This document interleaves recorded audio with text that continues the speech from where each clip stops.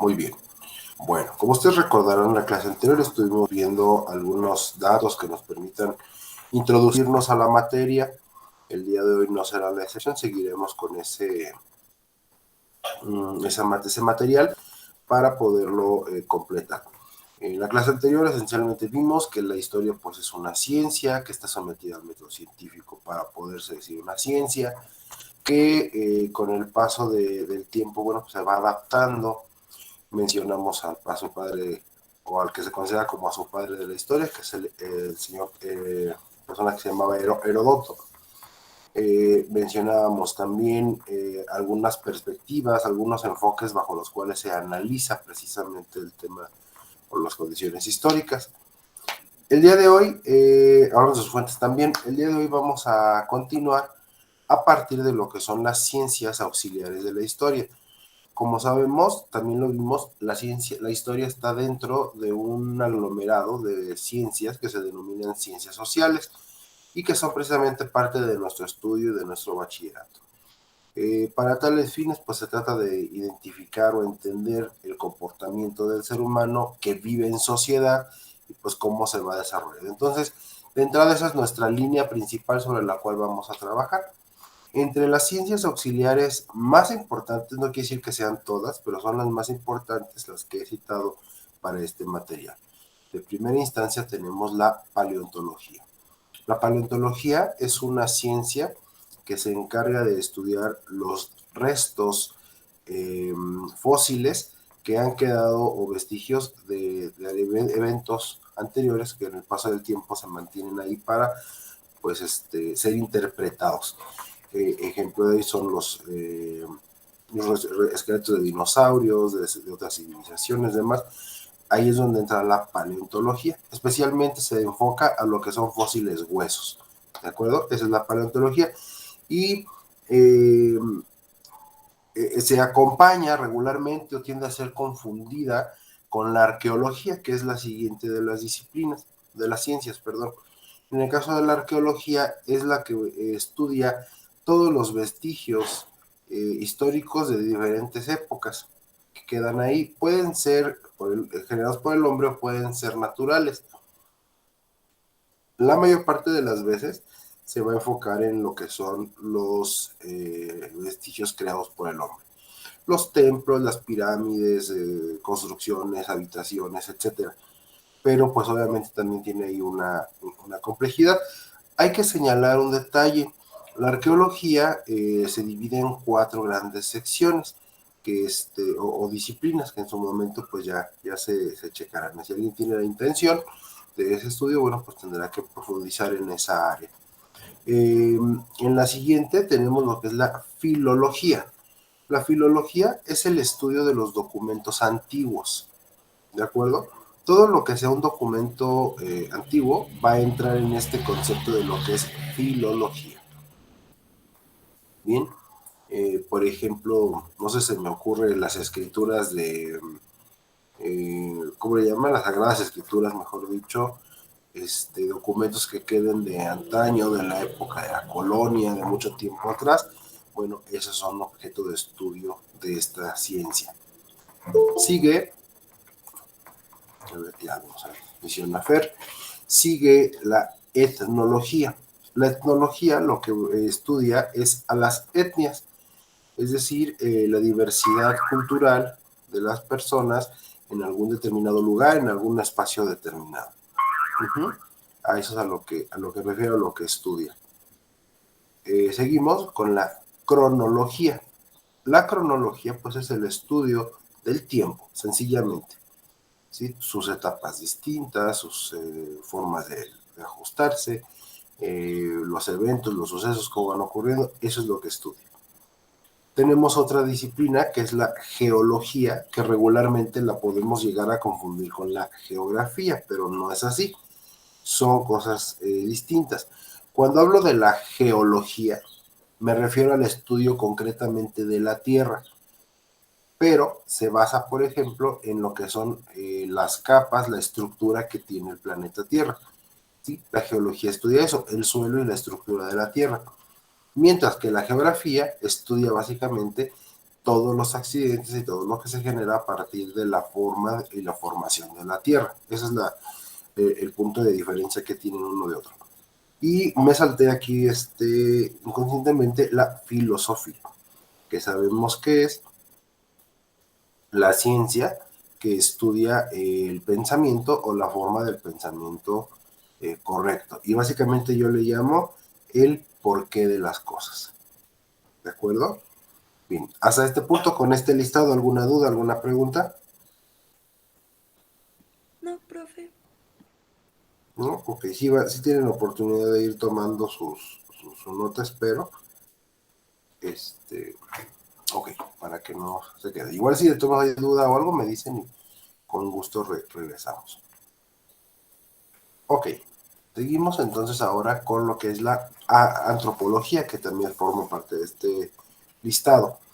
La antropología, pues básicamente se encarga de estudiar desde el momento que apareció el hombre, o sus primeros antecedentes que tenemos, que sabemos, hasta la fecha del día de hoy.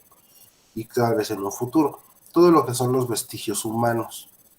¿De acuerdo? Es decir, ver las cosas de una perspectiva un poquito distintas. Ahora, la economía, pues estudia el comportamiento de los mercados financieros. La sociología, por su lado, estudia la forma en la que se organiza y se comporta la sociedad. Y finalmente la paleografía estudia la escritura. Es la ciencia encargada o especialista de las escrituras. ¿Bien? Ok, hasta aquí. ¿Alguna ciencia que crean que se nos escapa de este listado, de las que conocemos en materia de ciencias sociales?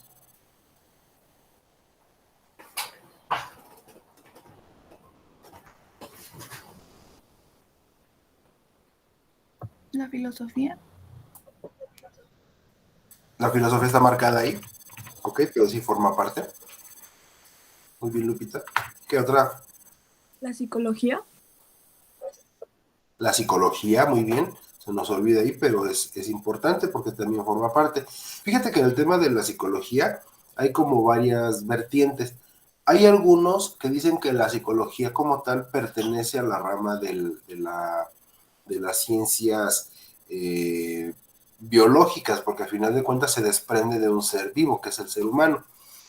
Y probablemente tienen razón, pero también se les olvida que hay veces, o ya lo comentábamos la clase anterior, que hay un área que es la psicología social, que esa sí se puede tener, le puede dar un entorno un poco más social, y por esas razones que sí entraría en esta disciplina, en esta clasificación de auxiliares.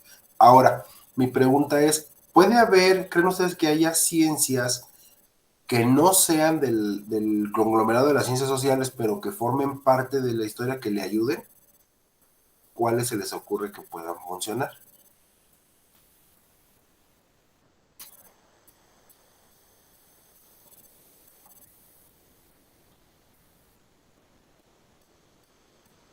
¿No? Hay una ciencia, que no sé si la han escuchado, la entomología. ¿Les es familiar? No, no, no. ¿Cómo? Entomología,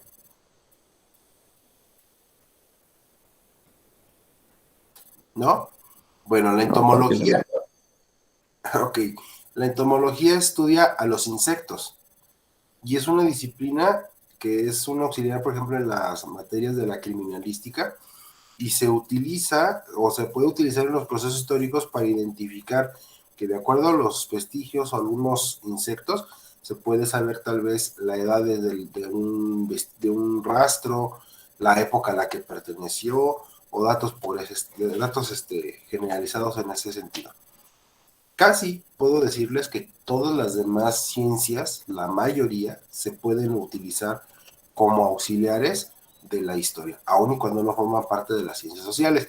Pero desde luego, en orden de importancia, vamos a tener primero las que son de carácter social y posteriormente se organizarán las demás. Muy bien, entonces, una vez que hemos agotado las ciencias que son auxiliares, vamos a ahora a ver cuáles son las edades en las cuales la historia se divide. ¿Por qué? Porque ustedes saben que la materia se denomina historia universal contemporánea.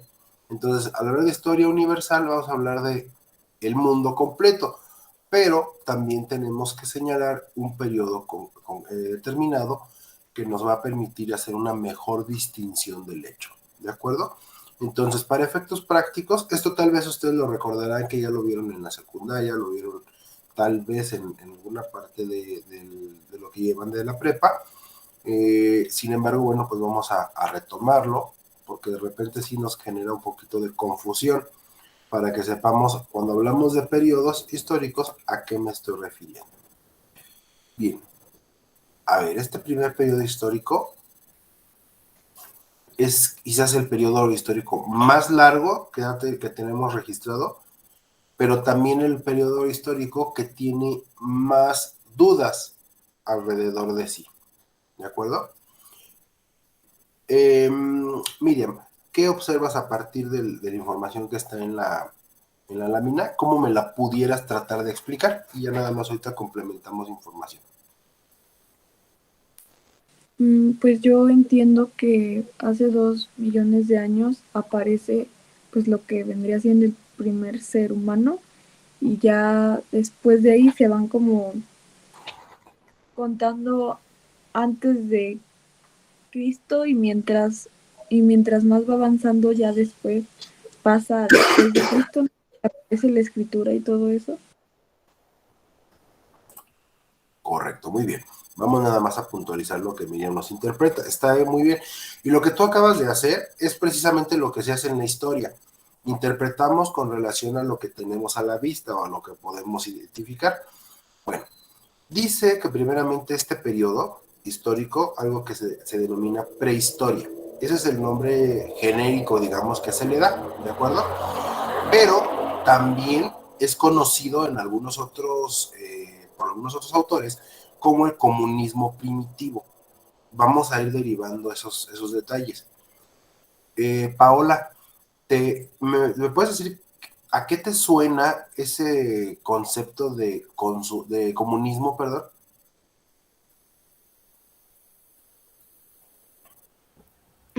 ¿Cuál palabra, profe? Tú, Reyes. Pues como tipo de una comunidad.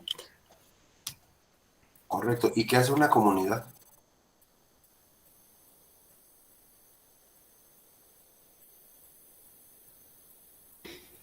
Pues es como una sociedad. Es una parte, ajá, una dinámica de la sociedad, ¿de acuerdo? A ver, gracias. Paulina, ¿te acuerdas que cuando tuvimos clase por ahí una vez les hice un diagrama donde les enseñaba como la evolución precisamente de cómo llegaba a la sociedad? ¿Te acuerdas cuál será? ¿Nos lo puedes comentar? Profe, la verdad no me acuerdo. ¿No? Gracias. Perdón. No te preocupes, es normal. Andrea, ¿tú te acuerdas? Andrea Langré. ¿Cómo, profe? ¿Me puede repetir la pregunta? Es que a mí se me está Sí, trabando mucho. sí, cuando les di clase en otro momento, por ahí les debía haber hecho un diagrama donde les explicaba cómo se desarrolla la sociedad. Empieza con un individuo y terminamos con la sociedad. ¿Te acuerdas cuál era? Más o menos creo que sí, que primero el individuo, luego Ajá, encontramos a la familia, luego a la sí, comunidad, luego la correcto. comunidad encontrábamos a los ciudadanos, luego a los ciudadanos encontrábamos como a los como de todo el país, por así decirlo. Ujú. Vamos a No estoy muy segura agregarlo. si así iba. Sí, sí, vamos a agregarlo nada más que en vez de decir ciudadanos, vamos a decir que ahí después de la comunidad queda la sociedad, ¿de acuerdo?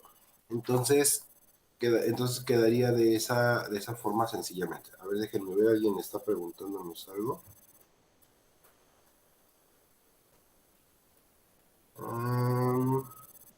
Ay, vale, ok.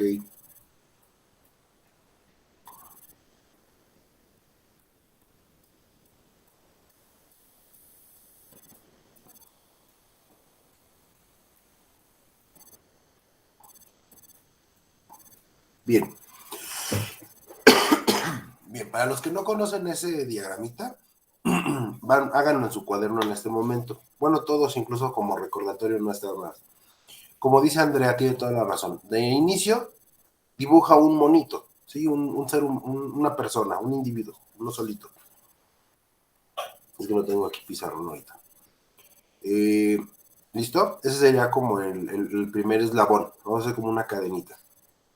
En la segunda posición vamos a ubicar a lo que sería una familia.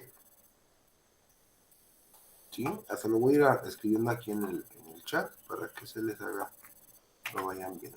Entonces, individuo, después tenemos una familia, después una comunidad y finalmente una sociedad. Bueno, esos son los eslabones que vamos a emplear. Fíjense bien. El individuo, como tal, el individuo, nace por naturaleza, en nuestros tiempos, nace por naturaleza dentro del seno de lo que es una familia y es su primer grupo social. ¿De acuerdo? Esa familia, para poder sobrevivir, y de hecho ese individuo como tal, si no naciera en ese esquema, sencillamente no podría desarrollarse. O si ustedes dejan, bueno, no, si ustedes, se escucha muy feo eso, no. Si un bebé es dejado, abandonado, por ejemplo, un niño expósito, ¿se va a valer por sí mismo? ¿Puede? No, ¿verdad? No. Va a estar condenado prácticamente a la muerte. Entonces, lo que va a pasar es que alguien más tiene que ayudarlo para que se desarrolle, crezca y pues ya después alcance los elementos para poder vivir por sí mismo, que es lo mismo que nos pasa a nosotros en nuestro desarrollo, es lo que alcanzamos a través de la familia, por eso es importante. Pero la familia, a su vez, va a presentar una comunidad. Y esto lo quiero señalar aquí porque hablar de comunismo, o comunismo primitivo, dice, se refiere a las primeras formaciones de comunidades que se daban.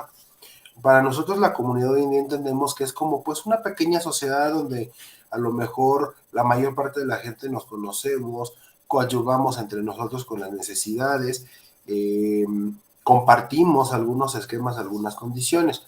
Pero en aquella época, cuando hablamos del comunismo primitivo, vamos a señalar o a referirnos principalmente a la situación en la cual los primeros seres humanos que vivían naturalmente dispersos comienzan a darse cuenta que si trabajan en equipo, si unen fuerzas formando estas comunidades, se les facilita mucho más el trabajo. ¿Qué otra clase de trabajo? Pues la cacería, la recolección de alimentos, el protegerse de peligros de la época para otros, ¿de acuerdo? ¿Han visto la película de los Croods? Unos como cavernicolitas, ajá, haz de cuenta, eso es comunismo primitivo. ¿Qué sucedía? Estaban siempre metidos en su cueva, ¿no? Estaban, se espantaban, decían que si salías te ibas a morir. Pues sí, porque había muchos peligros. Entonces lo que hacen es que comienzan a trabajar entre sí, a coadyuvarse para formar esa estructura. Por eso a este periodo se le llama también el comunismo primitivo, ¿de acuerdo? Sucede hace 2 millones de años, como atinadamente dice Miriam, pero tomamos como referencia, esto es lo interesante, el único dato certero que tenemos de ese periodo histórico es la aparición de la escritura. Esa aparición de la escritura fue una escritura que se llamaba cuneiforme. Alejandra, ¿te acuerdas cuando estuvimos en etimologías, que les di clase? ¿Te acuerdas que hablábamos precisamente de una escritura cuneiforme? ¿Me puedes decir cuál era, Alejandra Barrera? Es la escritura que era escrita en las cuevas.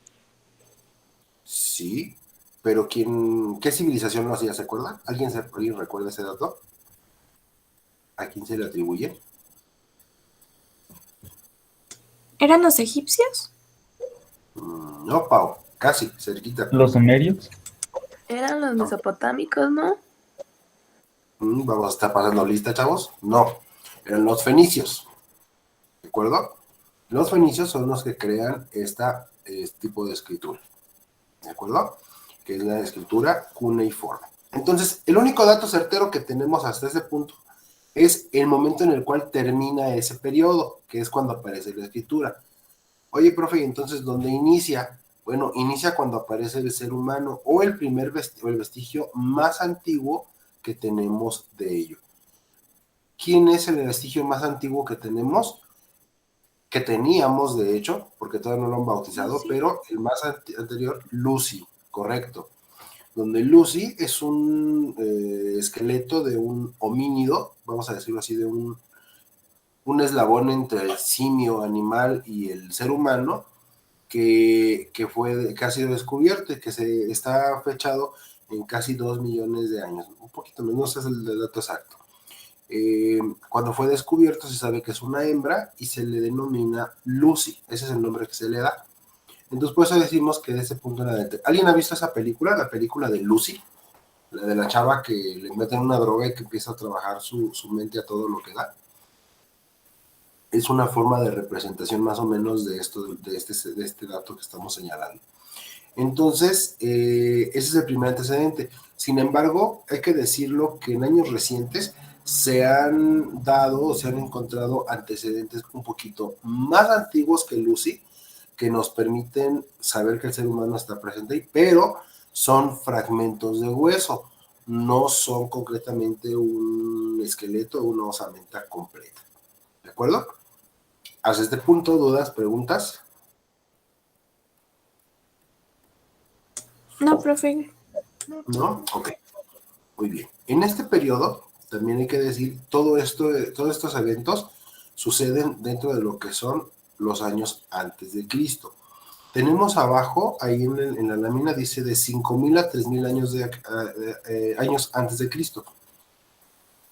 ¿Qué quiere decir esto? Que ese es el periodo en el cual se tiene registrado. Es decir, si se dan cuenta, a ver, vamos en esa recta, en esa flecha, vamos a pensar, esa flecha abarca 2 millones de años, ¿de acuerdo?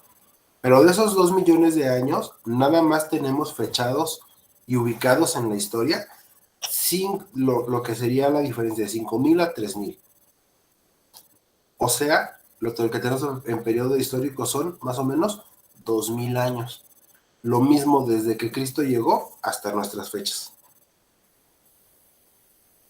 Damos una idea del tiempo que ha pasado, cómo esa recta es muy, muy, muy grande. Y los eventos que tenemos registrados ahí pues son muy pocos y se desconocen en gran demasía. ¿De acuerdo? Bien, si no tienen dudas con esta, vamos con la siguiente. El siguiente periodo histórico es más que es importante, es este que se denomina la Edad Antigua. También recibe el nombre de esclavismo y también se le puede llamar el modo de producción asiático, dependiendo del tema y el enfoque del autor. ¿De acuerdo? Esta edad antigua, o este periodo, es conocido porque en este suceden, aquí sí, eventos como tal, se empieza ya a registrar lo que es la historia. Dice que inicia con la aparición de la escritura, uniforme a cargo de los fenicios, ya dijimos, y cae o termina con la caída del Imperio Romano de Occidente. ¿Quién es el principal exponente del Imperio Romano de Occidente? ¿Cómo se llamaba?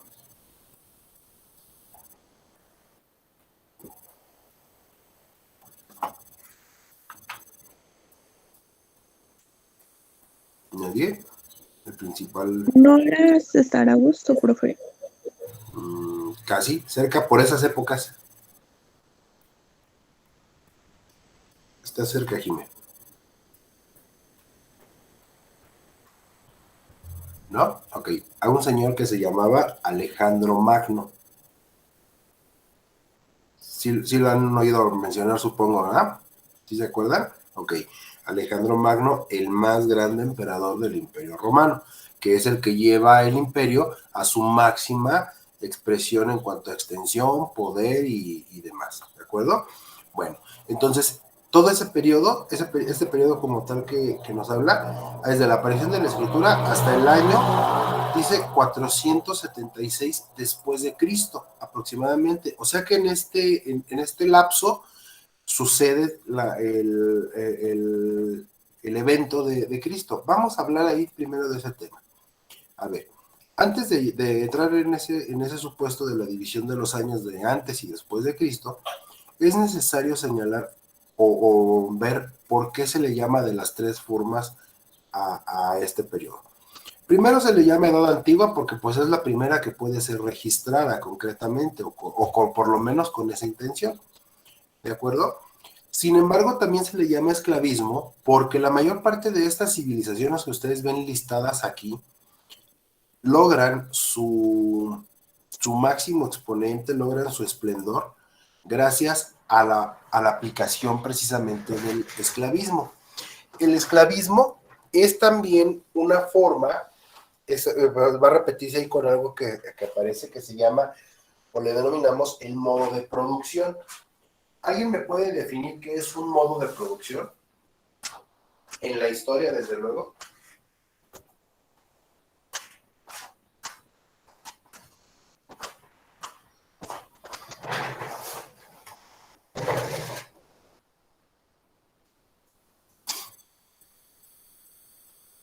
¿No? ¿Nadie se acuerda que es un modo de producción? ¿Un ¿A qué periodo? les suena?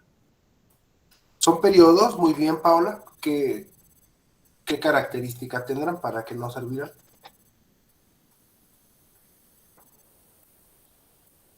Pues que constan o que se caracterizan por, o se explican como desde el punto social o económico de esa época, como por decir, como dijo ahorita que en la historia, cuando estaban los hombres primitivos, sería como un modo primitivo, y de acuerdo a las características que habían, su, su modo de recolectar y de sobrevivir. Exacto. ¿Podría ser? Ese es el punto. Sí, ese es el punto importante. Es el modo a través del cual sobreviven. ¿Sí? Es la forma a través de la cual a través de la cual se desarrolla ese grupo. Y precisamente se le llama el esclavismo, es un modo de producción que consistía en que un grupo dominante llegaba a territorio de otros por guerra, por combate, por cualquier otra situación, y sometía a otro grupo. Y ese grupo que era más débil al ser sometido, su gente se les llevaba en calidad de esclavos. A ver, vamos a quitar algunos mitos. Uno de los primeros mitos que se da en torno a la historia es el hecho de decir que todos los esclavos son necesariamente de raza negra. No es así, ¿de acuerdo? En aquella época, en este periodo histórico del cual hablamos, el color de piel no era determinante para el establecimiento de que una persona fuese o no esclavo, ¿de acuerdo? Estas civilizaciones tienen un gran auge, un gran florecimiento, pero no necesariamente había una condición racista, todavía no había como tal una condición racista, había una condición de desigualdad social que es muy distinta, pero en ese sentido no ejerce ese objeto. Bien, ahora, por eso se le llama así. Y se le llama también modo de producción asiático porque desde la perspectiva o el punto de vista económico, la mayor parte de los productos o de las mercancías que en esa época se daban o que ocurrían eran producidas en Asia. ¿Alguien se acuerda cuáles son los productos más importantes que se llegaron a comercializar en esa época? Les doy una pista: que se crearon en China, por ejemplo. La tinta. La tinta, muy bien, esa es una. ¿Qué más? La pólvora podría ser una. Sí, O esa ya es determinante para la después. guerra. Sí, es en este periodo donde aparece, correcto. ¿Qué más? La seda. La seda, muy bien, Diana, correcto. Otro elemento.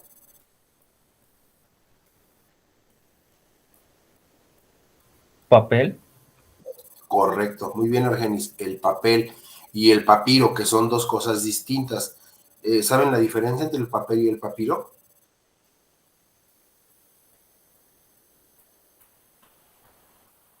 ¿no? Bueno, el papiro era es el antecesor o el antecedente del papel.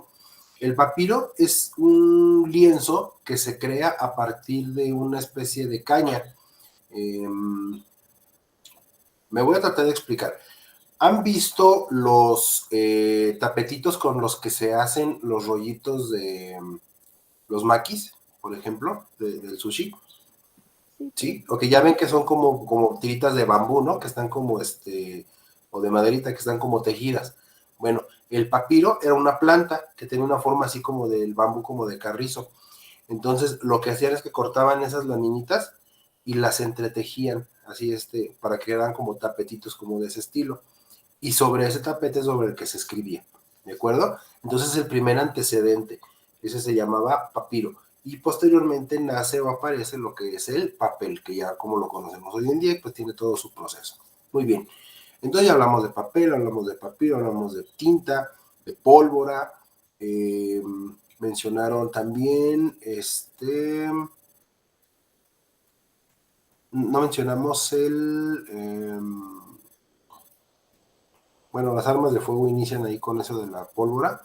La brújula también es un invento de los chinos y que también florece en esta época y que permite precisamente la orientación y con ello pues también empieza a desarrollarse la parte mercante, ¿de acuerdo? Bien, entonces en esa época precisamente la seda también comentó Diana, la seda también es importante y también a partir de ahí pues se da todo el comercio. En el mundo de entonces, la mayor parte del comercio provenía entonces de Asia, ¿de acuerdo? Ahora, las civilizaciones que florecen principalmente en esta época, estamos hablando de Egipto, de Mesopotamia, de India, de China, de Persia, de los fenicios, lo que es la Palestina, los griegos y los romanos, desde luego. Estos grandes civilizaciones o grupos tienen su florecimiento a raíz del esclavismo y a raíz de algunas otras modalidades. Entonces, aquí denotamos, no me voy a meter en el estudio de cada una de ellas, sencillamente nada más lo señalamos así para poder avanzar en el contexto. Decíamos, aquí es donde se da la partición de lo que son los años antes de Cristo y después de Cristo. Mi pregunta es, ¿cuál es el evento de Cristo que parte la historia en ese sentido? ¿Su nacimiento o su muerte?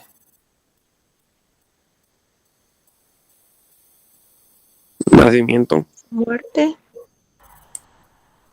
Opiniones divididas, correcto. ¿Qué crees que eso mismo pasa en la ciencia, en la historia? La mayor parte, hay muchos de los historiadores no están de acuerdo en qué fue primero o cuál fue el punto que se va a tomar como referencia.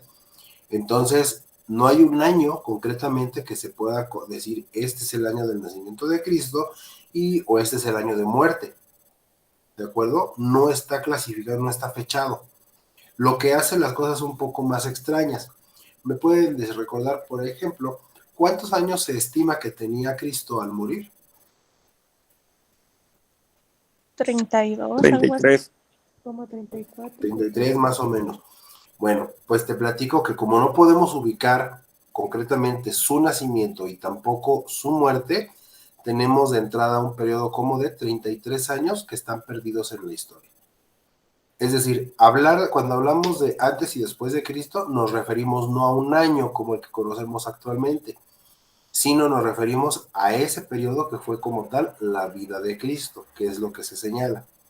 Pero hay que decir que de esos 33 años, 35 en promedio, se agregan todavía un tanto más, porque recuerden ustedes que las comunicaciones pues estaban muy limitadas y prácticamente toda la comunicación que había en la época era directamente de boca a boca, de persona a persona. Había muy poca escritura y por consecuencia no se dice que el florecimiento o el conocimiento amplio de la historia de Cristo para que todo el mundo abarcara, pues tardó por ahí más o menos como unos 100 años más a partir de su muerte.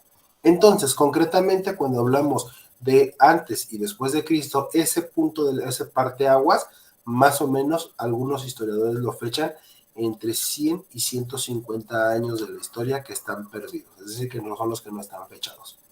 ¿De acuerdo? Entonces, a partir de ahí, pues es donde ya comienza a formalizarse concretamente lo que es nuestra historia como tal. Ok, hasta este punto, ¿alguna duda, alguna pregunta?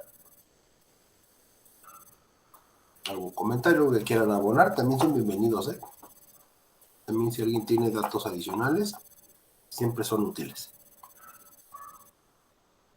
Bueno, entonces, la siguiente edad, o la etapa, se llama Edad Media, porque está en medio. Desde luego, obviamente no es tan difícil de entender. Perdón.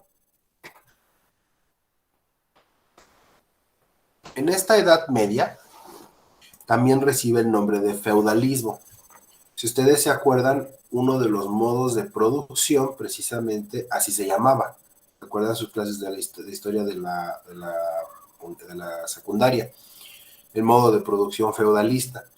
Era una forma de producción económica donde ya no había esclavos. Dicen, bueno, ya liberamos, ya no vamos a usar esclavos. Pero ahora la gente que vive en un determinado lugar va a ser sometida, vamos a decirlo así, controlada a partir de algunas perspectivas. ¿Cuáles serían esas perspectivas? Pues el hecho de que se le deben lealtad y pleitesía a un titular de un área determinada que se le va a llamar señor feudal. Ese señor es el dueño de muchísimas tierras y en esas tierras pues esta gente, estos señores feudales son los amos y señores y la gente que vive con ellos ahí en esos lugares son los que van a trabajar la tierra.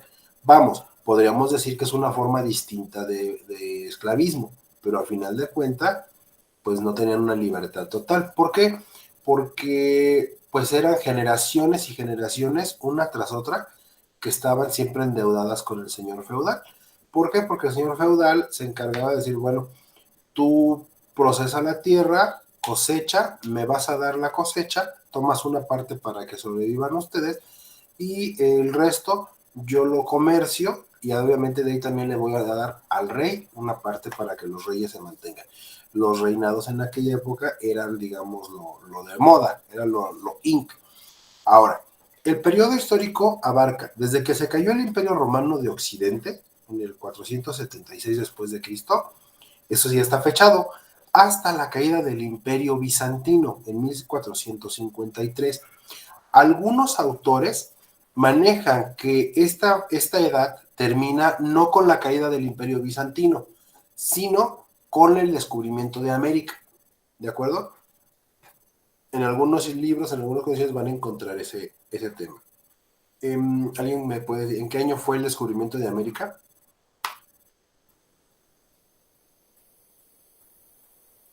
La fecha oficial, desde luego. 1492. Muy bien, Argenis, gracias. 1492, descubierta por, fíjate que hay un detalle, descubierta por Cristóbal Colón, pero resulta que Cristóbal Colón se murió en la ignorancia, él nunca supo que descubrió un continente y pues de hecho pasó desapercibido, hasta años después se le hizo justicia como tal. Y el nombre de nuestro continente lo recibe gracias a otro señor, un marino que se llamaba Américo Vespucio, que fue el que se dio cuenta concretamente de que lo que descubrieron era un nuevo continente, una nueva tierra, y gracias a él se le pone este nombre, y por esa razón es que es bautizado. Pero eso pasó como unos 60 años después de 1492. Imagina qué cosas tan injustas, ¿verdad? Bueno. Okay. Muy bien. En este periodo que llamamos el feudalismo, suceden muchas cosas, especialmente en Europa. ¿Cuáles son los eventos más importantes? Habla ahí de las invasiones germánicas, el régimen feudal como tal, el surgimiento de lo que llamamos el Islam hoy en día, el imperio de Carlomagno, que es cuando el imperio de Carlomagno se refiere al imperio bizantino, y la caída de ese imperio bizantino. Ese imperio bizantino puede recibir otro nombre, se le llama también imperio otomano. ¿De acuerdo? ¿Alguien me puede dar un resumen de esa historia? ¿Se acuerdan de esa historia de cómo surge?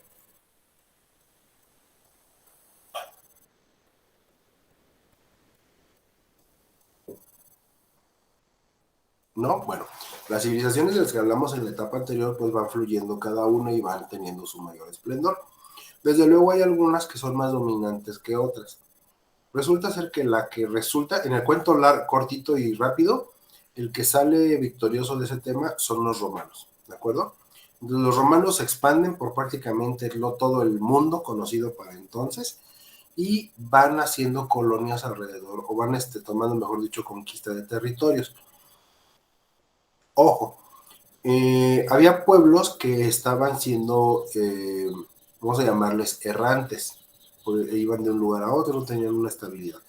Los pueblos germánicos, lo que hoy en día conocemos como Alemania, o como el pueblo alemán, originalmente andaba itinerante, iba de un lugar a otro, ¿de acuerdo? Entonces se dan ahí unas invasiones a unos territorios y es donde se forma lo que conocemos hoy en día como la Alemania actual. Ese régimen feudal es un modelo que se establece a lo largo de la historia. A ver, voy a hacer aquí un diagrama para que nos entendamos un poquito mejor ese tema.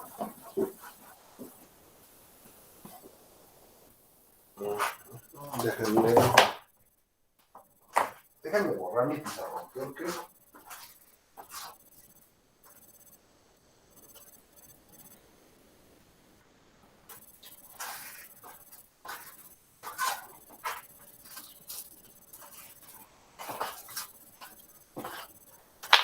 desenfoco con...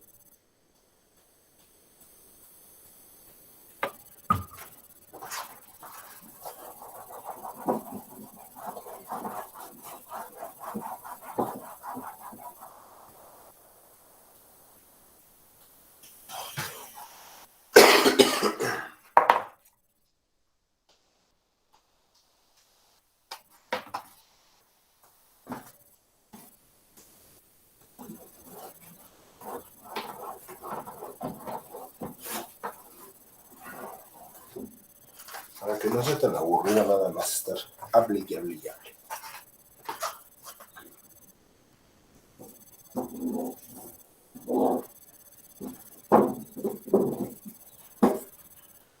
Feudo.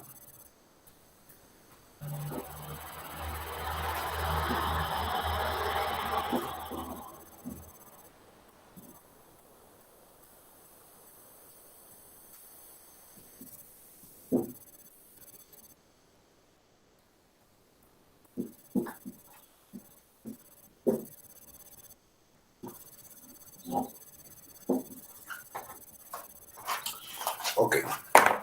A ver, voy a cambiar mi cámara de lugar.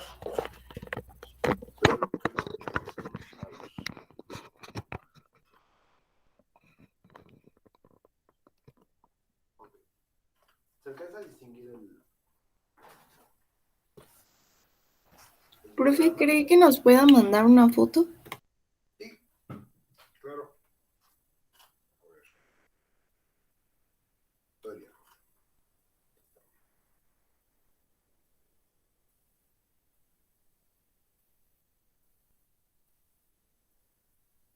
Listo. A ver. El tema aquí más o menos va así. En esta época feudalista sucedía lo siguiente. De entrada, todos los territorios, saben ustedes que el territorio estaba dividido por reinos, ¿de acuerdo? O por naciones. Estaba Francia, estaba Inglaterra, estaba España, Italia, el territorio de Navarra, etcétera, todos esos territorios. Todos esos territorios, cada uno tenía su familia que los gobernaba, que eran los reyes, por derecho divino, desde por allá de 1200 y tantos, ¿de acuerdo? Estos reyes, en cada uno, en cada caso, le otorgaban a comerciantes, a gentes cercanos a su estirpe social, les entregaban territorios. Cuando han oído hablar que decían, le dieron un título a alguien, por ejemplo, que le decían, le dieron el título de conde, o el título de baronesa, etc. Bueno, cuando les daban el título, venía aparejado con tierras, siempre era así, era el título de la nobleza más tus tierras. En esas tierras, que serían, si vamos a pensar una extensión grande, estamos hablando de, no sé, vamos a verlo aquí en términos conocidos, imagínate, no sé, de Tuxpan hasta, ¿qué te gusta? Hasta Mil Cumbres, por ejemplo. Todo eso era el territorio de un señor feudal, ¿de acuerdo? Entonces, obviamente, ese territorio tenías que, el señor feudal pues se iba a sentar en alguna de las casas que estaba ahí, o generaba su casa, concretamente, un pequeño palacio, donde vivía él, su familia y desde luego el resto de su servidumbre. Pero la mayor parte de la gente que hacía esas tierras productivas vivían aquí en estas esquinas o en lugares alejados.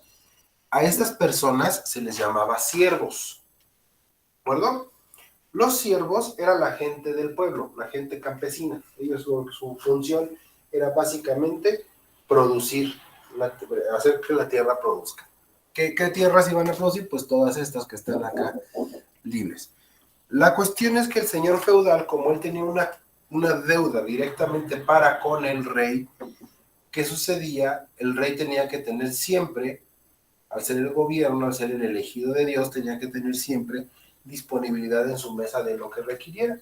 Entonces, cualquiera que fuera la actividad que se desarrollaba dentro de este lugar, que se llamaba feudo en conjunto a todo el territorio, el señor feudal tenía que darle una aportación de ello al rey, un porcentaje de lo que se generaba, que regularmente, que eran las famosas ofrendas o el famoso pago de impuestos. Sin embargo, la cosa no terminaba ahí, sino que además el rey, por derecho, era dueño de todo el territorio, y así como el rey le había otorgado el título a la persona, ¿qué crees? Que también se lo podía quitar. Y entonces había casos de personas que formaban parte, que eran señores feudales, que terminaban siendo siervos del mismo feudo al que pertenecían. El problema es que además el rey, conforme pasaba el tiempo, para poder sostener sus vidas de riqueza y de lujo, y también, por qué no decirlo, sus guerras, y seguir manteniendo a otros grupos que eran determinantes, hablo concretamente de quienes les ostentaban y les daban el poder, la Iglesia Católica, en la mayor parte de los casos, en algunos casos la Iglesia Anglicana, tenían que entregar también parte de ese porcentaje como tal a ellos. Entonces, cuando alguien hacía algo que iba en contra de las intenciones o de la idea generalizada, bueno, pues entonces en ese régimen feudal comenzaban a darse o cambiarse esos títulos, y obviamente por eso siempre quien tenía el mayor poderío marcado y señalado, pues desde luego era Su Alteza el Rey o la familia real, ¿de acuerdo? Esa era la forma que se establecía. Ahora, cuando veían que las cosas ya no funcionaban o que no estaban funcionando, estaban saliendo de control, ¿qué hacían? Pues formaban alianzas y decían, vamos a casar a la princesa X con el príncipe Y para que se conviertan en nuevos regentes o nuevos reyes, y que ellos controlen el nuevo sistema. Por eso es que las familias de clase alta, se puede decir, de clase política, regularmente su función es esa, saber controlar al pueblo y gobernar. Vienen a partir de este contexto, ¿de acuerdo? Ese es aquí el punto donde se da una forma. Podríamos decirlo que también es una forma de esclavismo, solamente que cambia la modalidad y el mecanismo en el cual se desarrolla. ¿Dudas hasta aquí? Ok. Ahora, en otro momento menciona que hay también el surgimiento del Islam. Sabemos que el Islam es una de las religiones más importantes en el mundo en la actualidad, y desde aquella época también. No quiere decir que no existiera antes, pero digamos ahí es donde alcanza su mayor auge.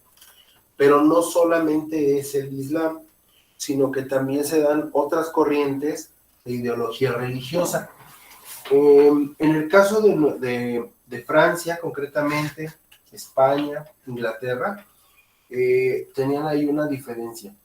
Toda la zona de lo que era Francia, Italia, España, Portugal, toda esa parte, lo más occidental del mundo para entonces, estaban regidos, digamos, su religión era principalmente católica, ¿de acuerdo? Y obviamente Roma, el Vaticano, era quien tenía un control específico sobre ello. Entonces, cuando hay algunos reinos que comienzan o que digamos, empiezan a movilizar sus propias religiones o comienzan a cambiar ahí, surge lo que llaman los protestantes. ¿Se acuerdan de ellos, los protestantes? Que son una forma de religión distinta, sencillamente criticaban algunas cosas que en la católica se daba y que ellos consideraban que no debía darse. Se abre una nueva forma y se constituyen una nueva religión. Bueno, se da una persecución y había personas que estaban en las cortes de acá que por el hecho de convertir simplemente hecho de cambiar su forma de pensar, su ideología religiosa en ese sentido, terminaban por ser perseguidos, quemados, ahorcados, o sencillamente desterrados o sometidos a los calabozos por el hecho de profesar o querer profesar una religión distinta. ¿De acuerdo? Entonces ese ha sido un problema y a partir de ahí pues también se dan obviamente alguna serie de guerras. En este periodo se dan las famosas guerras de las cruzadas, que seguramente recuerdan ustedes o han visto. Regularmente casi todas las guerras tienen una connotación religiosa y es ahí donde comienza esa problemática. Bien. Series. En Netflix hay una serie, no sé si todavía esté completa, échenle un ojo si quieren, que se llama El Reino. ¿De acuerdo? Tiene mucho contexto histórico de esa época y de ese periodo concretamente. Además, está muy interesante la trama. ¿De acuerdo? Hay que saber distinguir entre lo que es historia y lo que es novela como tal, o drama, pero está interesante, tiene mucho, está muy apegada a muchos conceptos históricos. Entonces, recomendable. ¿De acuerdo? Vámonos entonces ahora a ver la siguiente edad o la siguiente etapa. Por cierto, antes de entrar a esa etapa, una pregunta. ¿Cómo desean que lo manejemos? Tenemos 2 horas juntas. ¿Quieren que les dé un respiro ahorita? ¿O nos seguimos y salimos un poco, unos 10 minutos antes de que termine la clase?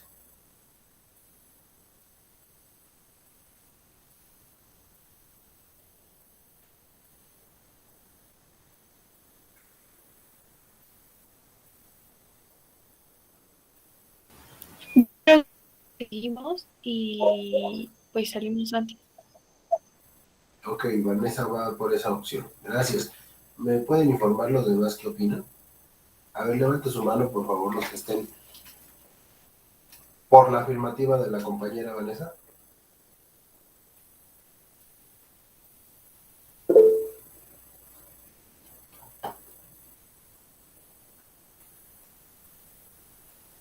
Pues somos 18 personas en total. 9.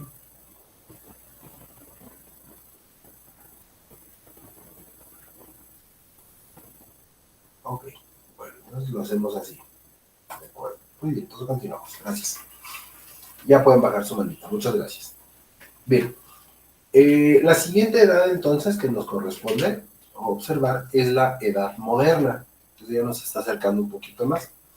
Esta edad moderna, como ven en la lámina, inicia a partir o contempla lo que es la caída del Imperio Bizantino, también llamado otomano o turco, por decir esos nombres, ¿sí? En 1453. Abril, ¿se te quedó la mano levantada o quieres comentar algo? Se me quedó la mano levantada, perdón, profe. Ok, no te preocupes, gracias. Decía entonces el Imperio Bizantino, que cae en 1453, o el descubrimiento de América, como algunos otros historiadores lo pueden señalar. Y esto abarca hasta la Revolución Francesa de 1789. Ojo, esta etapa es quizás la etapa más dinámica. En más o menos un periodo de 300 años, sucedieron muchas cosas en el mundo que son, se puede decir todavía hoy en día, la base de nuestra realidad. ¿Qué sucede en esta época? Las luchas entre la burguesía, el movimiento cultural, económico y político, llamado el Renacimiento, que todos conocemos, como la Ilustración y las revoluciones sociales que viven posteriormente. ¿Por qué en este periodo es tan importante? Bueno, se le llama Edad Moderna porque se dice que llega a la modernidad. ¿Qué es lo que le da, qué es lo que hace moderno al mundo en aquel momento? ¿Qué es lo que lo actualiza? Bueno, pues es actualizado gracias a que se da la invención de algunos artículos como son la imprenta, la máquina de vapor y algunos otros artilugios de ese estilo. Principalmente es la máquina de vapor y la imprenta, por el movimiento de lo que son las ideas que ahora ya se pueden externar de manera más amplia y más conocida. En este periodo se le llama capitalismo porque además surge una nueva forma de ver el mundo con respecto a lo que es la producción. Si antes estuvimos empleando esclavos, ahora pues no será la excepción, solamente que es una forma distinta. El feudalismo constituyó una forma también de esclavitud, pero ahora la cosa no para, sino que ahora se busca una forma en la cual ya no te someto por la fuerza, sino que sencillamente vas a ser víctima o resultado del contexto social. Y ese es donde la cosa se pone compleja. A ver, cuando hablamos de capital, y eso lo vamos a retomar en clase más adelante, hablamos de recurso, concretamente dinero, ¿de acuerdo? Para que ese capital se dé o para que el capitalismo genere, necesitamos alguien que invierte, que paga, alguien que se beneficia y alguien que cobra. Por lo tanto, tenemos trabajo y producción. El tema está en que no se alcanza a distinguir debidamente cuál es la línea que lo rebasa o la línea que pone en contexto este tema. Fíjate bien. El capitalismo dice que sencillamente quien tenga el recurso suficiente para invertirlo y hacerlo crecer en tanto pueda, en tanto quiera, es quien va a mandar. Ese es el capitalismo, básicamente, ¿de acuerdo? Entonces, bajo ese contexto, en esta era, se dice, ok, ya no tenemos esclavos, no hay señores feudales, por Dios, no, es la era moderna, eso ya quedó en el antaño. Entonces, ¿qué hago? Pues sencillamente, como la industria llega a nuestro mundo, o llega a nuestra realidad, entonces la gente comienza a invertir su dinero en la industria, comienzan a crecer, y la gente que estaba en el campo, como vienen saliendo o vienen dándose muchas revoluciones, muchos problemas en esa época, problemas sociales, pues el campo deja de ser productivo. Y cuando el campo deja de ser productivo, la gente migra a las ciudades y que comienza a pedir trabajo para poder cobrar y también recibir un beneficio. La cuestión es que quien tiene la facultad de pagar y de invertir para ello va a buscar una producción que en ese sentido beneficie a todos ellos. Y se convierte en un ciclo interminable de necesidades y de condiciones que obligan a que estas dos partes se involucran en un circuito infinito, vamos a llamarlo así, en el cual cada una de las partes, digamos, pues va a sacar el mayor provecho posible. ¿Cuál es el problema? Que para variar, la gente más desprotegida, pues se sigue manteniendo de esa forma. Y entonces es cuando inicia lo que llamamos la famosa revolución industrial, que ustedes seguramente ya conocen y han llamado, que lo vamos a tratar a profundidad, donde pues en esencia la gente le dejaba toda su vida a un patrón, trabajando en la línea de producción de las empresas, y pues sencillamente no tenía un sueldo suficiente, no tenía las condiciones adecuadas, no tenía derechos, y sencillamente, bueno, pues se trataba de una explotación. Vamos, otra forma de esclavitud. No sé si me están entendiendo y vamos viendo que al final del día, prácticamente cada uno de las etapas o de las edades que estamos revisando, pues básicamente sigue siendo el mismo modelo, únicamente que ha cambiado pues la forma de llamarle, la modalidad, pero en esencia seguimos trabajando o manejando ese mismo esquema, ¿de acuerdo? Bien, esta época, dijimos, se llama moderna capitalista por esta razón. Se da la lucha entre la burguesía. ¿Quiénes eran los burgueses? Los burgueses eran un grupo de personas, vamos a decirlo así, comerciantes concretamente, que no tenían títulos nobiliarios, pero que gracias a su acción tenían el recurso suficiente para poderles hacer frente a los señores feudales, ¿de acuerdo? Entonces, esa era básicamente la condición. Este grupo se conforma, digamos, forman un grupo de contrapeso, que se llaman así, se denominan los burgueses, y son los que comienzan entonces ahora a ver por sus intereses frente a los reyes. Fíjense cómo cambia aquí el tema.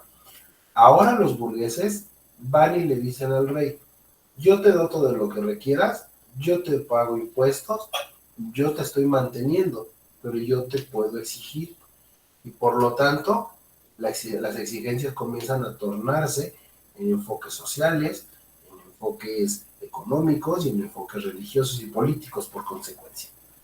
Esto da origen a que en dado momento ya la voz del rey, su voz absolutista, recuerdan ustedes, una forma de gobierno, ya el absoluto, es decir, que el rey tenía toda la razón y solamente lo que el rey decía era lo que se podía hacer, queda en desuso. Y entonces, ahora, es que empiezan a entrar las ideas nuevas, vamos a decirlo así, que precisamente generan ese renacimiento del ser humano.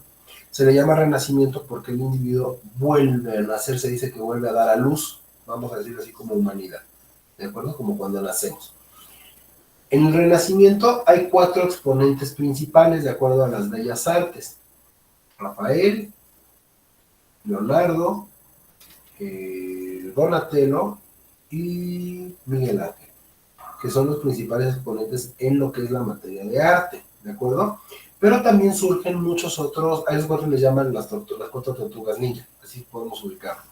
Sin embargo, también hay otros representantes que son más enfocados a lo que vamos a requerir nosotros, no tanto al arte, sino a la economía, a la política y a la ilustración, a la parte social, como fueron Quesnay, como son Rousseau, los famosos enciclopedistas, Voltaire y Molière, y todos esos personajes que dan ideas nuevas que permiten hacer un cambio en la visión de la humanidad y de la situación en aquella época. Esto es el despertar social, muchachos, para que se dé ahora sí el término de esta era, que es cuando llega la Revolución Francesa, para 1789. La Revolución Francesa básicamente es derrocar a los gobiernos monárquicos que existían en la época y que haya un amalgamiento entre ambas ideas, entre el pueblo y el gobierno.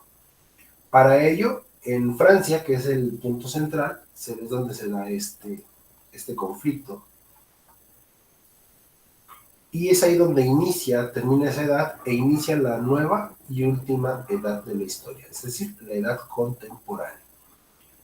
Aquí es donde nos vamos a centrar, aquí es donde empieza nuestra historia, es donde nosotros vamos a empezar a ver nuestra materia, a partir de aquí en adelante, ¿de acuerdo? Vamos a tomar en cuenta un poquito antes de la Revolución Francesa para entender sus antecedentes y de ahí nos vamos. ¿Qué sucede en esta edad contemporánea? Bueno, es quizás la edad más convulsionada de la época. ¿Cuántos años han pasado de 1780, 89 a la fecha? Escasos 200, 300 años, por cuando mucho. Pero en estos 300 años, fíjate todo lo que ha pasado. América Latina se independiza de las coronas. O sea, fue conquistado y después fue independizado. Se dan las luchas de liberales y conservadores en el mundo. Nace el imperialismo, que también vamos a hablar de él, y con otros fenómenos como el colonialismo, que también nos toca hablar de él el día de hoy. Ambas, las guerras, 2 guerras mundiales, la Guerra Fría, la globalización, Y le seguimos agregando porque todavía esta edad abarca hasta nuestros días. Desde esa revolución en la fecha. ¿Por qué es importante la Revolución Francesa? Bueno, pues porque los reyes, especialmente los de Francia, son retirados por la fuerza, por su propio pueblo. Y el pueblo que los respetaba, los idolatraba y les repetecía, sencillamente les dice, ¿sabes qué? Ya no funcionas. Los quitan del trono, los llevan a la plaza pública, parece que es en Versalles, no recuerdo, y en ese lugar los guillotinan. Es decir, le cortaron la cabeza al rey, a la reina y a toda su descendencia. Porque era la forma de terminar con esa condición. Si dejaban vivo algún hijo, algún descendiente, pues en algún momento, por tener la sangre real, podría, o la llamada sangre real o el título, podría en algún momento recuperar y volver a formar una monarquía. Entonces en Francia se decide quitar, y esto da pie, por las desigualdades sociales desde luego que se daban, da pie a que nazcan nuevas circunstancias, como cuáles, por ejemplo, pues un documento muy importante que hoy en día es base en el desarrollo de nuestra sociedad. Este documento se llama la Carta o la Declaración de los Derechos del Ciudadano. ¿Alguien me puede hablar de él? ¿Recuerdan algo de eso? ¿En qué consiste?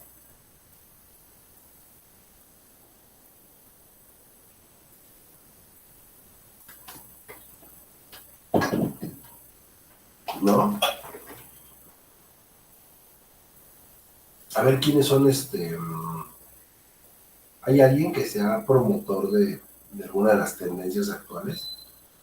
Pro vida, pro aborto o pro cualquier cosa.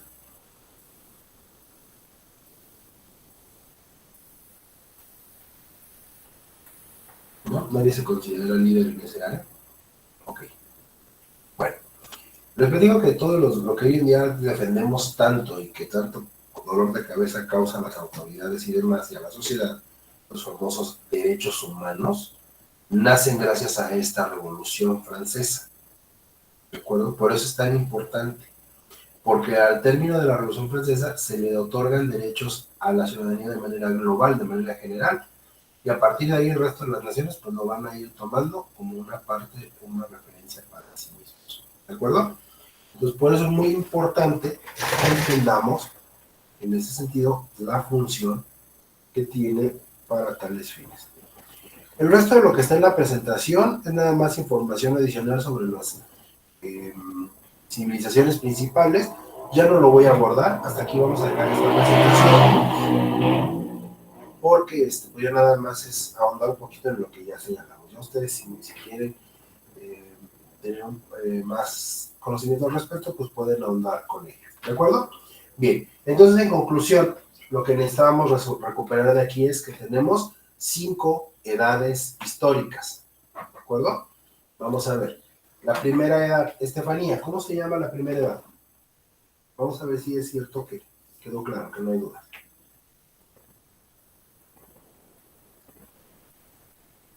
Sí, espérame tantito, profe.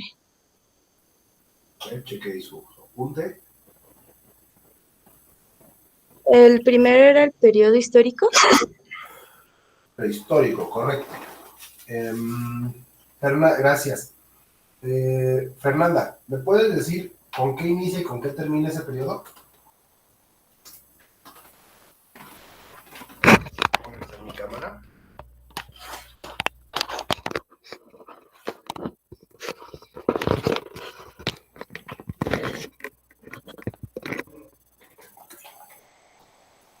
¿No? Alejandra, ¿me puedes decir tú con qué inicia y con qué termina ese primer periodo histórico llamado prehistoria?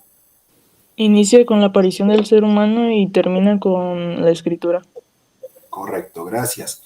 Jimena Urbina, ¿me puedes decir, por favor, con qué otro nombre se le llama a este periodo? A la prehistoria, profe. Uh-huh. No recuerdo. A ver, ¿alguien le puede recordar a su compañera? Sí, Froilán, adelante. ¿Era Edad de Piedra? La Edad de Piedra se da dentro de ese periodo. Era el marxismo.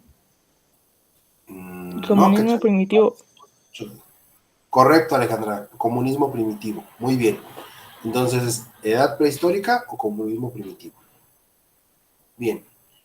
A ver, Lupita Martínez, ¿me puedes decir, por favor, cuál es la cuarta edad?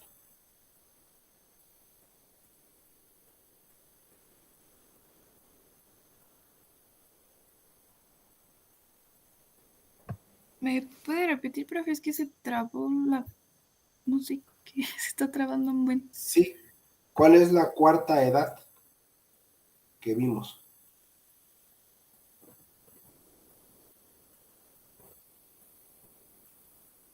¿Quiere fechas o...? El nombre, nada más dame el nombre. A ver.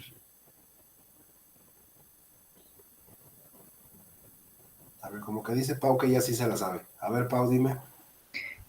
La de edad moderna, ¿no? O capitalismo. Moderna. Ok. A ver, entonces dijimos, la primera, vamos a repasar las edades. La primera era prehistórica. Después era la edad antigua. Media, moderna, como dice Pau atinadamente, y contemporánea. Entonces tenemos 5 edades. ¿De acuerdo? Miriam, ¿cómo se llamaba la tercera? La tercera etapa, profe. ¿Sí?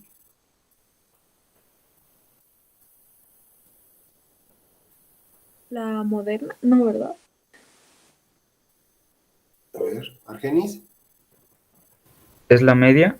La media, correcto. A ver, otra vez. Prehistórica, antigua, media, moderna y contemporánea. ¿De acuerdo? Les voy a mandar a hacer una canción para que se la aprendan a ver si así se nos queda bien. Es muy importante que tengamos estos periodos muy claros.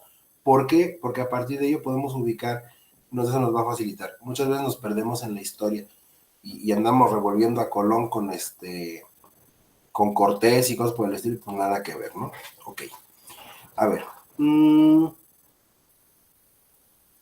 Paola Ortiz, ¿me puedes decir qué es lo que le da fin a la tercera edad? Sí, lo que le da fin a la tercera edad es la caída del Imperio Bizantino en 1453. Perfecto, gracias. Oye, Jenny, Andrea, ¿me puedes decir cómo se le llamaba ese imperio también? Aparte de bizantino, tenía otro nombre. De hecho, tenía 2 más. Pero con uno me conformo.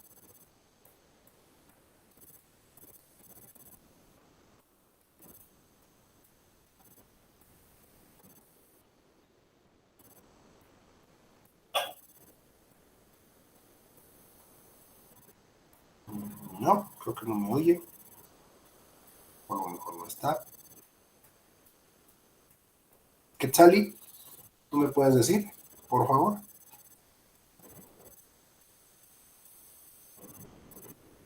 No lo recuerdo, profe, la verdad.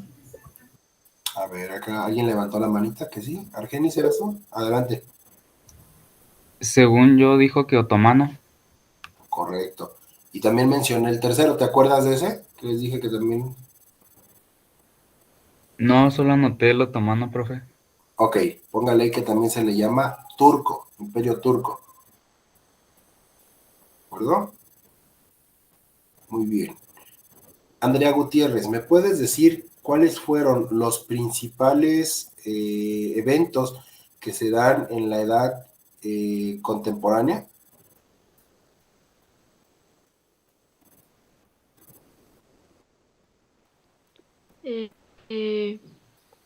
El imperialismo, Ajá, es uno. Aunque me digas 3, con eso lo llevamos. la Guerra Fría Sí, y la globalización, creo. correcto. Ahí te faltaría completar nada más. Las guerras mundiales también son influyentes. Y la conquista y desde luego la independencia de América Latina. ¿De acuerdo? Esos son los datos más importantes. Muy bien. Voy con quién le quiere más. A ver. Vanessa, a ver si alcanzaste a escuchar esto cuando estabas, por los días que tuviste internet. ¿Me puedes decir cómo se llamó el primer, o se llama el primer antecedente del ser humano que tiene registrada la historia?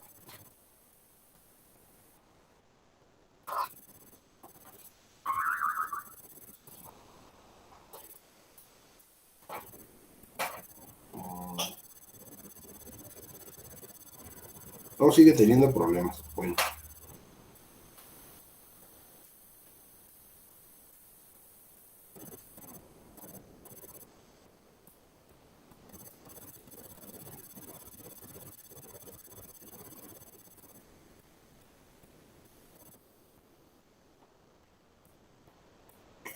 Ok.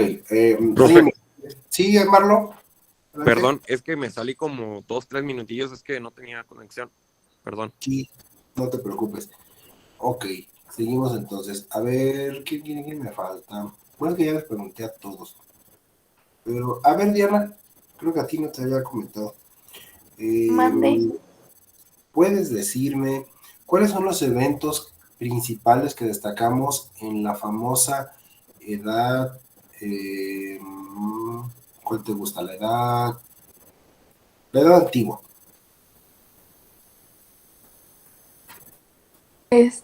Fue cuando apareció la escritura, ¿no? Ok, ahí inicia. Ajá. Pues luego empezaron las religiones politeístas, creo. Bueno, sí, por lógica se generan algunas. Ajá. No lo vimos así, pero sí. ¿Qué más? Se empezaron a crear las primeras leyes creo que en Mesopotamia y así. Más que las primeras leyes, sería como las civilizaciones más importantes, ¿no? Sí, las primeras civilizaciones, ajá. Correcto, muy bien. Bueno, ok, creo que entonces con eso creo que ya más o menos vemos que tenemos un repasillo. De todos les encargo que le den una ojeada a la presentación para que tenga una mayor retención y facilidad. Dime, Pau, te escucho. Profe, tenía una duda, se me fue el nombre de cómo nos dijo que se llamaba el diagrama que empezaba con individuo, familia, comunidad y sociedad. No tiene nada más, no tiene nombre, nada más es un diagrama de la conformación social. Ok, gracias. De nada, es como se conforma la sociedad, básicamente. Muy bien, entonces, ya que tenemos abordado esto, para tener un pequeño relax, un cambio de dinámica, y previo a que entremos directamente a nuestro tema, ¿ya tienen todo su libro, por cierto? Se me olvidó preguntarles.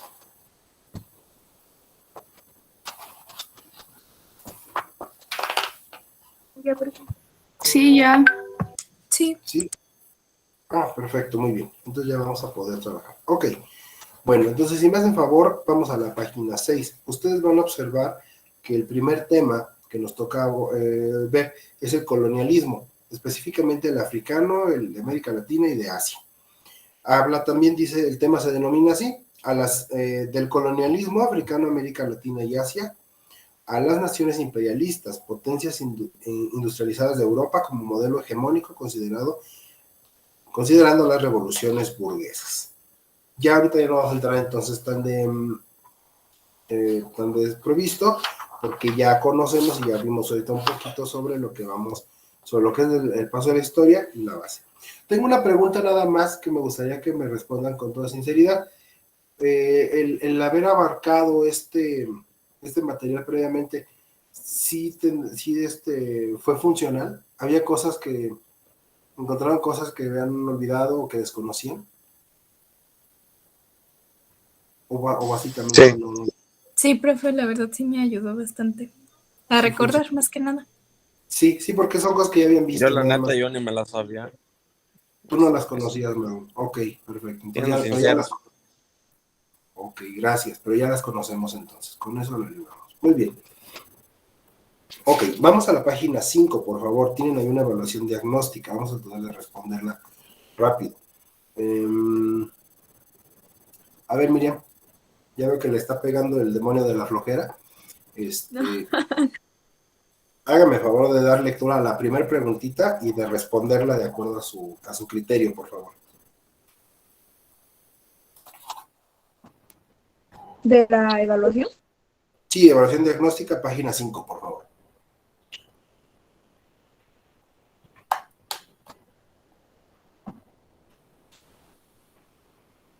Sí, voy, profe, permítame. ¿Ok?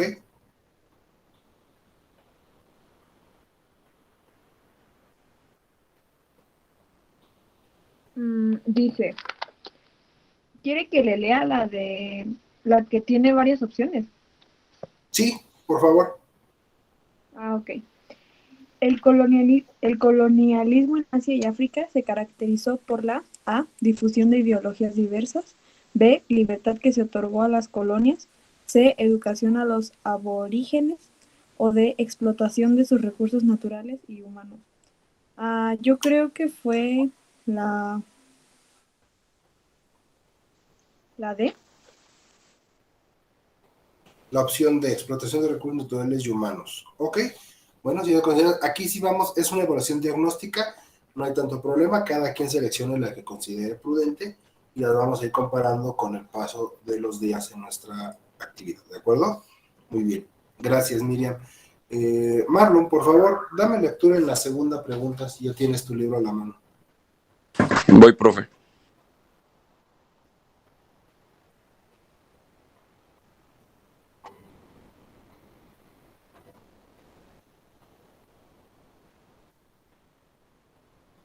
La segunda dijo, Sí, por favor. periodo en que las potencias se preparaban para la Primera Guerra Mundial. Es ¿Cuál la consideras? Guerra Fría. Tú consideras que fue la Guerra Fría. Ok. A ver, cada quien marca la que considere y ahorita lo platicamos. Ok. La número 3, Argenis, por favor. Una de las consecuencias relevantes de la Primera Guerra Mundial fue... esta sí, la verdad, no sé, profe. No importa, una que tú creas que pueda funcionar. Ahorita vamos a comentar. Tienes como opciones la construcción del muro de Berlín, el inicio de los procesos de descolonización, la participación de las mujeres en el mercado laboral y el surgimiento de nuevas corrientes artísticas.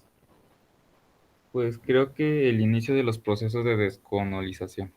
Ok, va, pues marcamos esa entonces. Gracias. Andrea Langret, por favor, la número 4.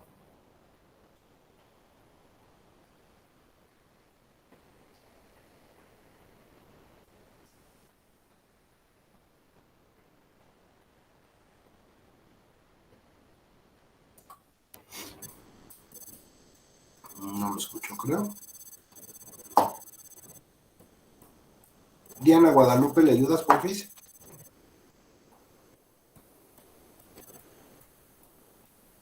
Sí, voy.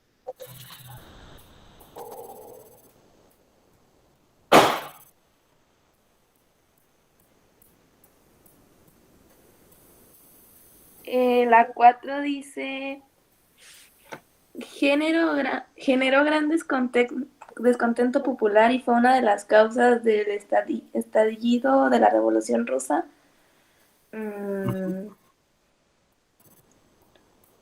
Ay, no sé, profe. ¿Cómo La, se puede ocurrir? pues, la crisis balcánica, no sé. ¿Okay? Pon la que ustedes quieren, ahí no hay problema. Ahorita Pues la crisis balcánica.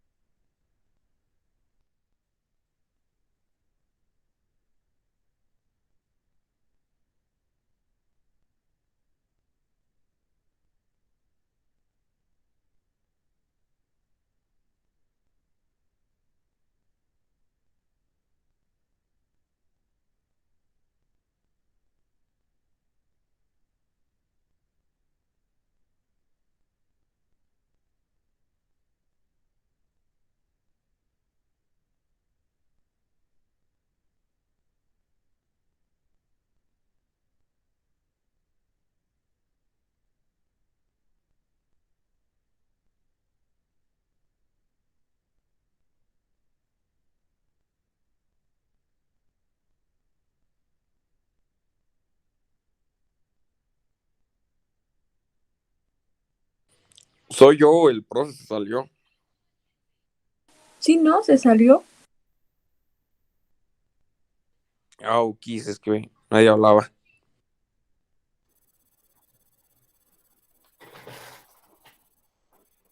Perdonen, chicos, me sacó mi internet.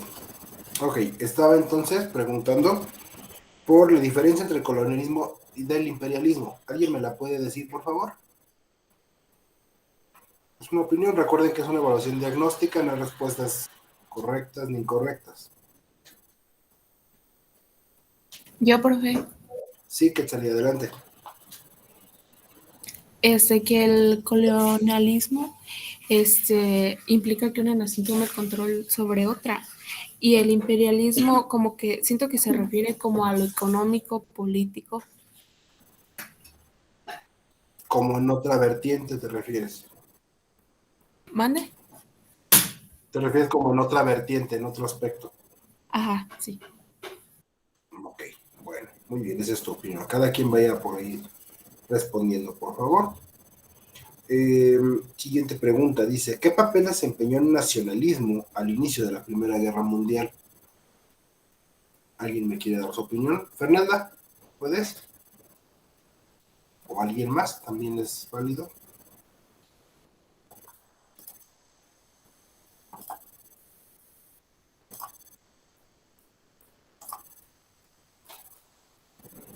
Que motivó a las personas a participar en la guerra. Ok, con un punto de motivar. Sí, definitivamente creo que sí pudo ser así. Muy bien, gracias. Ale, vamos con la siguiente. ¿Cuáles fueron las principales consecuencias políticas, sociales, económicas y territoriales de la Primera Guerra Mundial? Desaparición de imperios en la Europa occidental y una posible democratización. Y creo que la creación de la ONU, o esa fue en la segunda. No, Esa fue en la segunda. Sí. Correcto, gracias, Freud. Seguimos entonces, la 8 y última. ¿Consideras que el pueblo ruso tuvo beneficios después de derrocar al zar mediante una revolución y por qué? ¿Alguien nos puede...? Un poco si lo vemos desde la parte política, social. Así que sí. Desde luego. Sin embargo, también vemos que pues todo cambio siempre va a tener como tal ciertas consecuencias, ¿no? Tienen cosas buenas y cosas malas. Muy bien. A ver, chicos, vamos entonces les doy una idea un poquito generalizada con respecto a estas preguntas. No con la finalidad de decir que estén mal, sino nada más de darnos un contexto.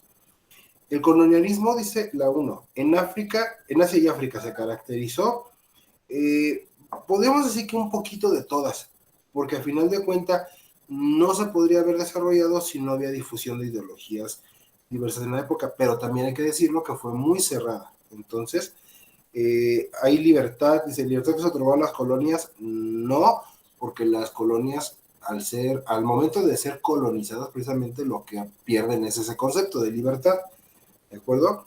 Educación a los aborígenes, ese sería más bien como una de las banderas que se empleó, el decir que los pueblos estaban siendo bárbaros y que había que, no es el término, sino actualizarlos, ¿de acuerdo?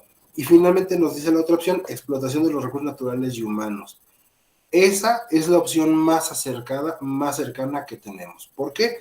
Porque básicamente la colonia hace eso. Llega, se establece, somete al pueblo y más allá de gobernarlo, dejarlo que siga su vida, sencillamente toman sus recursos para beneficio propio. ¿De acuerdo? Entonces, la respuesta deseable en esa primera pregunta sería el inciso D, explotación de sus recursos naturales y humanos.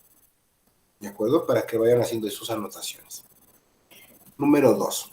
Dice, periodo en que las potencias se preparaban para la Primera Guerra Mundial. Alguien por acá nos comentaba la Guerra Fría. La Guerra Fría se dio después. Para que ubiquen más o menos esos periodos y que no se les complique, vamos a ir identificando quién es la pelea. Entonces es Estados Unidos contra los países de la Unión Soviética. Entonces eso es después de la Segunda Guerra Mundial. Entonces allá no va ahí. La paz armada es un periodo que se da antes de que inicie la Primera Guerra Mundial, donde se supone que todos los países estaban en paz, dijeron que nadie se atacaba, pero eso sí, todos se estaban dedicando a artillar sus propios países para defenderse, porque era inminente que en algún momento iba a haber un ataque. Esa sería la respuesta deseada en ese supuesto. Habla de la cuestión romana, no, porque la cuestión romana fue mucho tiempo antes, estamos hablando de la época de la Tercera Edad, por eso lo que revisamos. Y la paz de los 100 años, pues esa depende a otro escenario, ¿de acuerdo? Entonces sencillamente aquí no la vamos a tomar. Pregunta número 3. Una de las consecuencias relevantes de la Primera Guerra Mundial fue la construcción del muro de Berlín. No, el muro de Berlín se construye posteriormente. Los inicios de los procesos de descolonización, en parte, tiene una función. Esa sería la respuesta deseada, porque a partir de que los países comienzan a tener conflictos unos con otros en el proceso de que se descolonizan, surgen las ideas de independencia de algunas naciones, y con ello obviamente se ven involucrados los intereses con respecto a ciertos recursos. Entonces, esa sería la respuesta deseada. Dice la participación de las mujeres en el mercado laboral. Esto se da gracias a la revolución industrial, cuando las mujeres entran directamente al mercado laboral, pero obviamente sin derechos ni nada.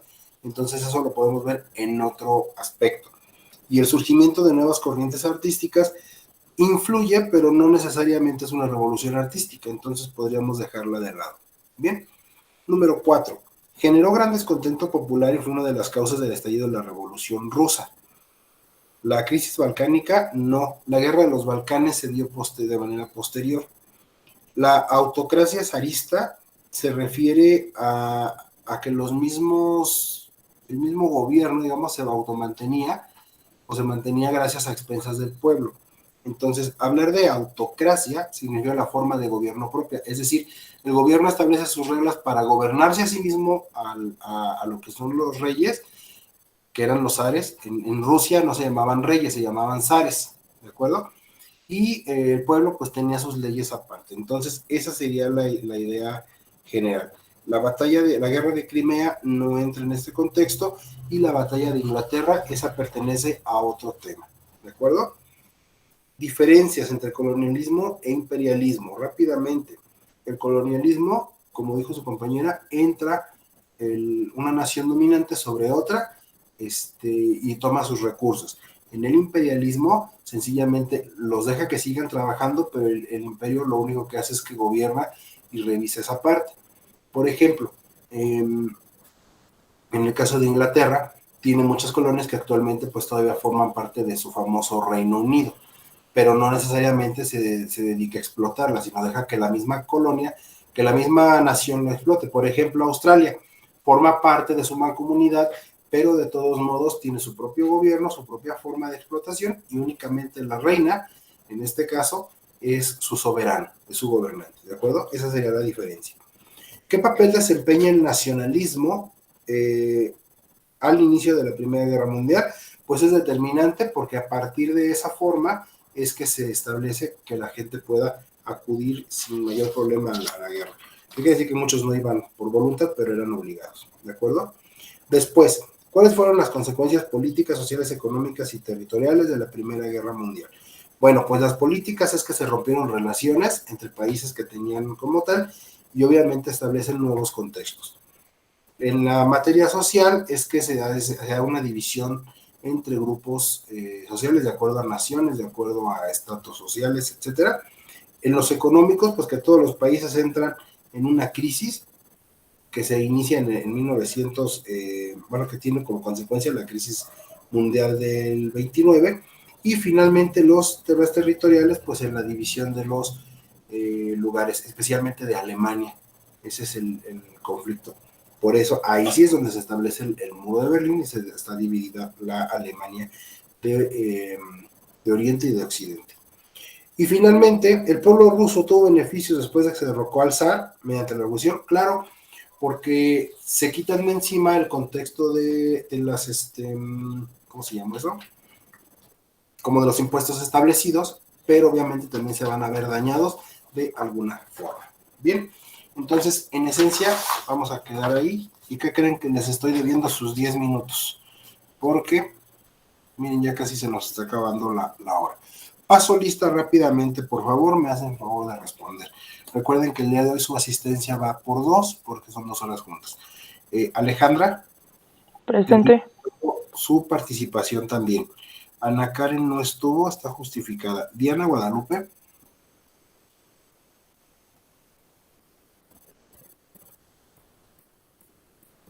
No nos escuchó, Sara también le pregunté y no, pero bueno, sí me respondió. Nada le comentan por ahí. Vane también tuvo problemas con su internet. Paulina, la vi que entró y salió 2 veces, pero yo de ella no supe. Creo que no, vamos a dejar así. Andrea Gutiérrez también participó, ya tiene su asistencia. Jenny, Andrea. Presente. Gracias, Andy. Jenny. Creo que también incluso le pregunté, pero Presente. no. Ya, sí, gracias, Jenny. Andrea Langre. Presente, profe. Gracias. Lupita Martínez. Presente, profe. Gracias. Abril Quetzali también tiene la Presente. Gracias. Miriam, el mismo caso. Presente. Gracias. Estefanía, también. Presente, profe. Gracias. Paola, de la misma manera. Presente. Gracias. Jesús. Ángel Jesús. Hoy creo que hoy no estuvo, ¿verdad? No me acuerdo que haya comentado algo. Ok. Froilán. Presente. Gracias también con tu participación. Paola Reyes también. Marlon también. Presente, profe. Gracias. Argenis, en el mismo sentido. Presente. Gracias. Jimena también me apoyó. Presente. Gracias. Fernanda. Profe me dijo que tenía mala conexión, por eso creo que le estaba contestando, pero no se escuchaba. No escucho. Ok, entonces ponemos su asistencia y una participación. Iratzi. ¿Alguien sabe qué Creo pasa que con ella ella? también tenía problemas de internet, profe, porque sí estaba mandando así como mensajes. Porque la clase pasada tampoco estuvo, por eso me sorprende. Ya cuáles serían 3 faltas. Bueno, lo checo. Y a ver si Pau también nos justifica de alguna manera. Correcto. Muy bien, chicos. Pues les agradezco mucho la atención. Espero que haya sido de su agrado la clase, que haya sido productiva sobre todo. Nos vemos en la siguiente sesión. Creo que ya la semana que entra nos vemos en la escuela, ya para podernos saludar físicamente. Y bueno, nos estamos viendo por ahí. No tienen tarea este fin de semana, pero seguramente el lunes les pondré alguna actividad para que lo puedan checar. ¿De acuerdo? Que tengan bonito día, cuídense mucho, por ser bien, bonito fin. Adiós. Gracias, Gracias, Gracias, profe. Igual. Bye. Gracias, profe, igual. Gracias. Profe, ¿escuché mal o dijo Pau? Es que no le contesté porque como dijo que ya había participado, pues lo tomé como... Sí, pero sí, no, pero sí tienes tu asistencia y tu participación. Ok, Sí te la puse. gracias, profe, nos vemos. De nada, adiós.